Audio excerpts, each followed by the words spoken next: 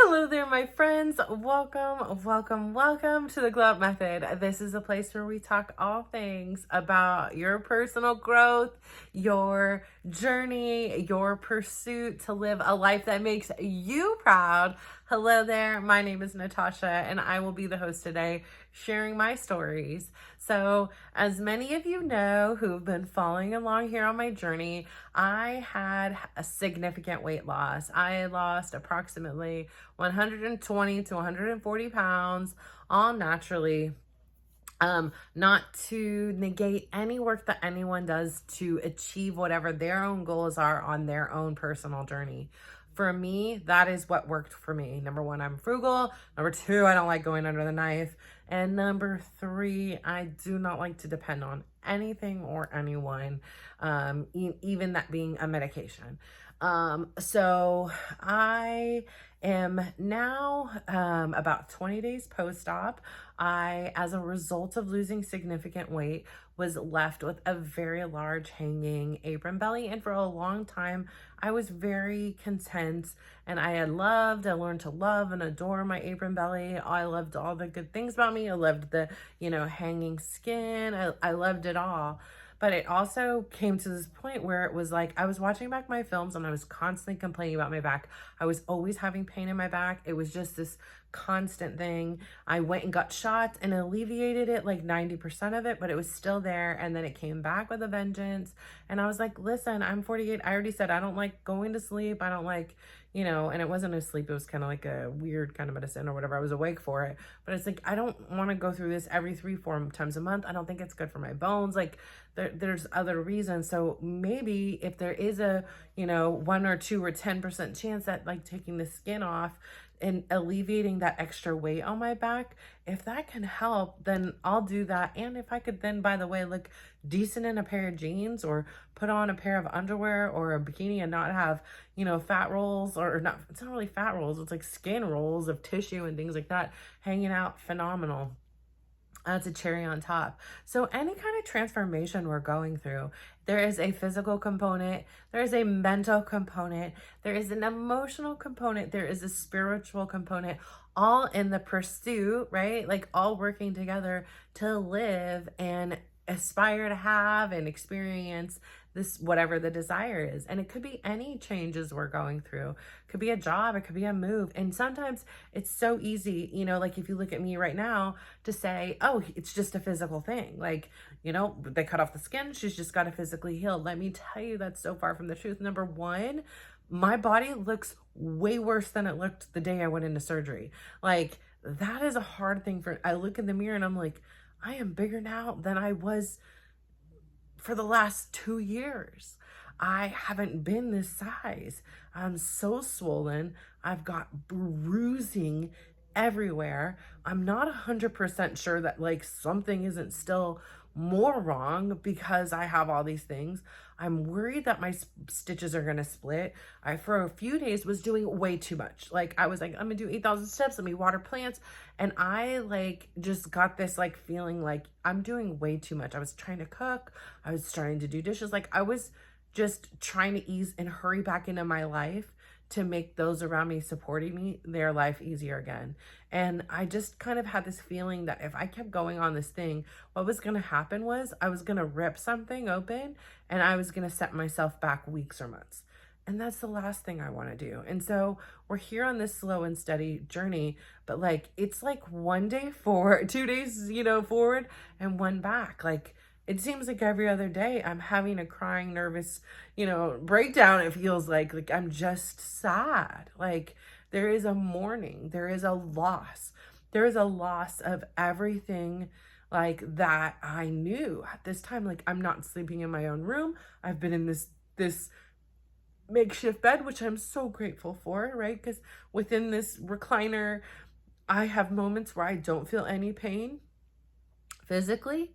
And this living room I'm grateful for has become my, sanctuary. I can look outside and see flowers and butterflies and a beautiful red Japanese maple I love. And I'm grateful for it. I can open the window in my kitchen. I can hear my fountain and I can go outside, and there's so many things I'm grateful for, but that doesn't mean it's really hard to like, I'm a social person, and my partner, my person that was, you know, my ride or die, he was here, he was helping me from the moment I went into surgery, got sick, and now he's not been here. You know, I haven't for a few days, and I'm alone, and I'm having to take on more, and my nutrition has taken a hit. I can't go to the grocery store to buy food, and even if I did, I can't carry it. And even if I did, I shouldn't be standing up and cooking it for that long. So it's just really difficult, and it's challenging, right? Like, I'm complaining about things that I probably shouldn't be, but you know, and my kids are around and they're help, and they come around and they talk to me, but they also have lives and works and jobs, and applying for jobs and interviews, and school and sports, and they have their own things too. And so just sitting here on the day in and day out and not having access to, you know, my girlfriends, I've talked to my neighbors, which has been a delight, but not having access to all those things that brought me such joy, that brought me such stress relief. So kind of living in this kind of different thing is really challenging. I am struggling. Like, I'm struggling to have the energy to get out of the recliner. I'm struggling to want to film. I'm struggling to want to do the work on my computer. I'm struggling to do the work in my bag. I'm struggling to want to eat. I really feel myself kind of slipping and feeling really low in this experience. And, you know, if I had something, so it's like, you know, physically, like I say, it hurts. I'm not moving. I have drains coming out of my legs still. I've got to clear out fluids coming out of my body. I started my menstrual cycle, so now I've got fluids coming out of 3 places in my body. You know, I have to mend to my own wounds, and I don't really like looking at them. I don't like to see my body this way, because you know, at this point it's like, why did you even do this? Like, physically you looked 10 times better, you know, 2 years ago and every day since, and now I'm just this bloated blowfish, and with scars and bruises and incisions and pain and hunched walking. So it's really, really challenging.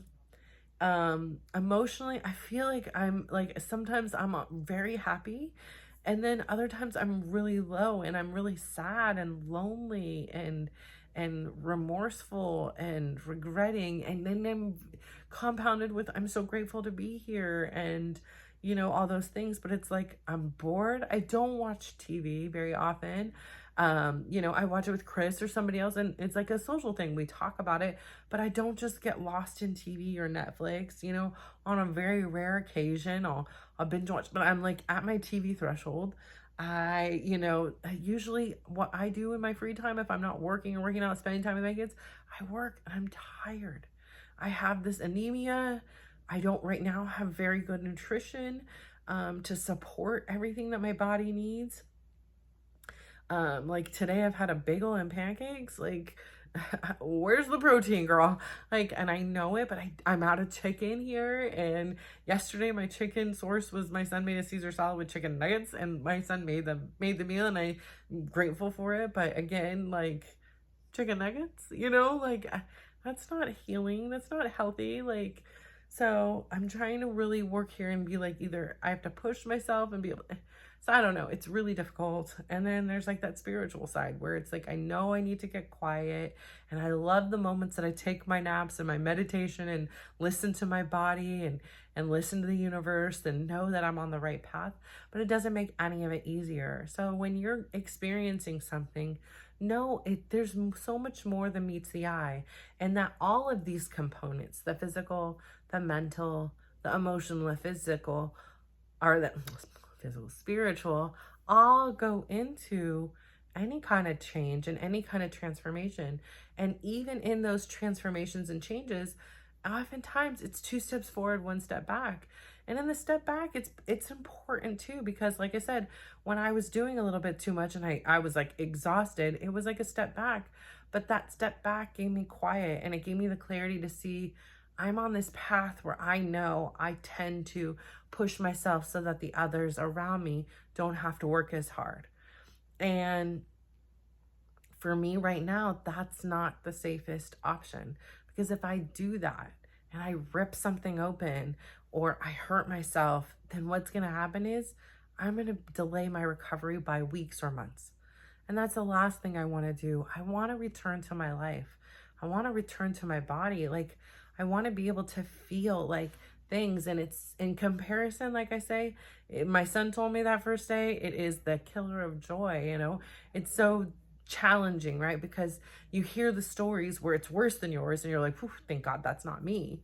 And then you see the ones that it's like, they look like a dang freaking runway model already. They're ready to, they're out running around, and their stomach is thin, and there's no bloating and swelling. And I'm like, man, what happened to me here? Like, why did I get all anemic over here? Why did I have to like have all this blood loss and all this stuff happen? Like, and I know in the heart of hearts, like, it had to happen this way, because had it not happened this way, I would have pushed myself even more, because I would have had the energy to. So right now I don't really have the energy to, and it's just tough. It's really, really tough when surviving and being strong is all you know.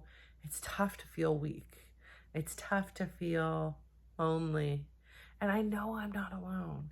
I know that there is any one of my friends, I could pick up the phone and text them and say right now, like, I'm having a tough day. Can you just chat with me for a few minutes? And I know they would all do it. I know they would, but it's like, I don't even have the energy to do that. Like, I don't. And so, like, even today, my daughter was leaving. And so Chris is gone. My daughter's gone. One son's napping. One just, was up all night. So he's just starting his work and his stream.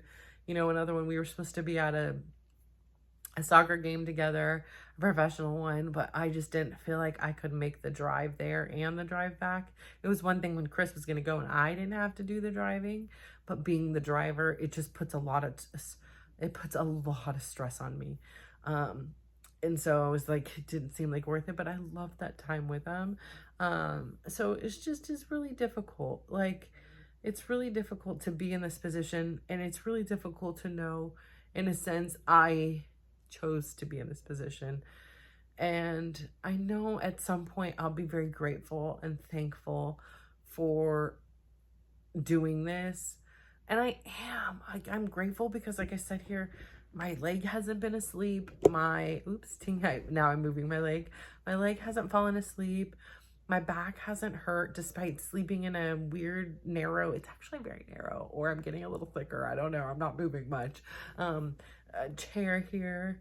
And just, like I say, it's lonely. Like, when you spend a lot of your day alone, just in the same room for 20 days, it's just lonely. And I do try to get out, and I do try to do, some things, like go for a little walk outside or spend time outside. But like today was cold and I didn't get to do that. And so I don't know, like, I basically am on here to tell you today, like, and to tell myself, like, it's okay. Like, it's okay to not feel okay. Like, there's some days you see I'm on here and I'm like, man, I miss that girl. Like, and it'll always be when I'm feeling kind of down. I like tune in to be, post whatever today's video is. And I'm just happy and I'm beaming and I'm excited. And, like, seeing that sometimes is a little more challenge, because I'm like, I know that person's in here still. She's just not here right now. She's busy healing. She's busy doing other stuff. And I want that girl. Like, I want to be a joy giver. And I think that's the challenge I face, like, when I feel this way, to even sit down and film. But I tell you all the time, this is all about being open, honest, and vulnerable. That if there's something you see, like, and you're feeling down, that, like, I don't want to bring you down, because I want to be a joy giver, but I want you to know that, like, there's nothing wrong with you, and that this moment will pass, and you will see me in a few weeks, and I'll be this bubbly, person again, just right now, things are tough. And I really want to be honest with that. I'm not happy with the way my body looks right now. I'm not happy, like, with how little I'm moving. It's like I did 3,000 steps a day and I should be so grateful, right? Like, I'm not happy about it. Like, I'm not happy about not dancing. I'm not happy about the fact that I kind of was dancing and I'm afraid that this one spot wants to rip open in my stitches. So it wasn't even dance. It was kind of like walk dance. I don't know what the heck it was, but I was doing more activity than I was, and I felt great doing it, but I'm afraid I'm going to rip something. And that's the last thing I want to do. And so I reel it back, and I was like eating so well, like everything started off like so well home, and it's kind of like tapered off as this process has kind of dragged on. And it's like by now I really thought going into the surgery, like I was such a badass, like it was going to take me 2 weeks, and even if I wasn't able to do all the dance classes, I would at least be back there, and I'm not anywhere near that. And I think that humble pie to eat is a challenge. And then also like knowing that I am in the sense of like, I don't know when the end date is. I don't know when the swelling will go away. I don't know when I'll start to feel better and feel more myself, because it just seems so far away right now. Like I don't know the timeline. And I know that I'm only like 20 days post-op, and I'll be 3 weeks in like 2 days. So maybe in another 3 weeks or 2 weeks, I'll start to feel more and more myself. But right now, it is definitely a struggle bus. And today, like, my heart is just sad. I feel lonely. I feel bored, like in my mind I would have went out and had an experience at like a soccer game today. And that was kind of the plan. And I'm let down. I feel disappointed that didn't happen. I felt like I would be able to maybe go to this garden I really like and see the flowers and have Chris take me there and just feel like some joy, and I can't do that right now. And he's sick and not able to help and things like that. So it's taken a real big toll on me, and mentally and emotionally. And so I keep having to like work myself through it, and then at the same time just embrace and be like, that's okay, like this is where I am. And it's like I don't want anyone to fix it. I don't want me to want to fix it. I just want it to be what it is and work through it, and then see, we're gonna make it through the other side. So I say all of this to say, wherever you are on your journey, it's okay. And there's gonna be great days, and there's gonna be more challenging days.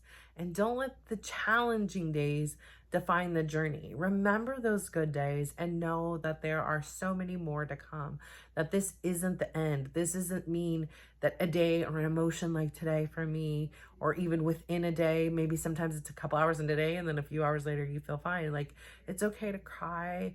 It's okay to mourn. It's okay to let things out. And then it's also okay to let it go. It's okay to release it and move forward, and then feel happiness and joy and peace and serenity. And so I say all this to say, today I'm going to ask you once again to please do this. Go out there and give yourself a big smile. Like I say, turn that camera around, pull down that visor, look in your rearview mirror, look in your bathroom, your bedroom, wherever you have a mirror, your reflection as you walk by a glass building. Give yourself a big smile. First off, hey, look yourself in the eyes, give yourself a big smile, give yourself a compliment. Today, I'm going to compliment myself in saying, you know what, I appreciate and I am so proud of you for not trying to, just fix whatever's going on, and to accept and embrace where you are today, and understand that this is a marathon journey here that we have embarked on. And I just wasn't quite prepared for everything. And I'm very proud that I washed my own hair for the first time in 21 days. So that was a definite plus. And I had a daytime shower. So I'm very proud that I was able to do that. And then I would love for you, please, to go out there then and give somebody else a big smile, give them a compliment, and just watch how they glow up. So thank you so much. Bye.